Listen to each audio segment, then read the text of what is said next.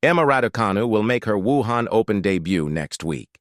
Emma Raducanu has learned her fate in the Wuhan Open draw, and she's landed in the same section as Jessica Pegula. Raducanu blew 3 match points against the world number 7 at the China Open in Beijing earlier this week, and she could well have a shot at revenge in the third round of next week's WTA 1000 in Wuhan. First, Raducanu will have to overcome another familiar opponent in Ann Lee, the American world number 47, whom she beat earlier this year in Eastbourne. The British number 1 is set to make her tournament debut in Wuhan next week.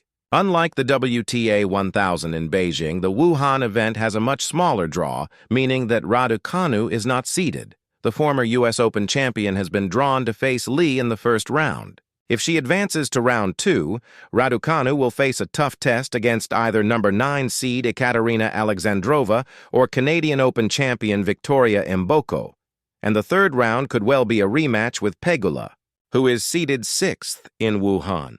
Raducanu looked sublime for a set and a half when she faced the American at the China Open earlier this week, but she blew 3 match points in the second set tiebreak and then collapsed as Pegula raced through the decider, winning 3-6, 7-6-9, 6-0.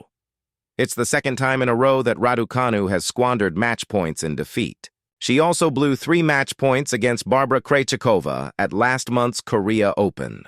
The world number 32 will hope to learn from her recent mistakes as she begins her Wuhan Open campaign next week. Raducanu has already been practicing on site and will likely face Lee on Monday or Tuesday.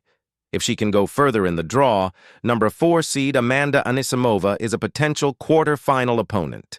Raducanu and Anisimova are good friends off the court, and the American has been on a tear in recent months.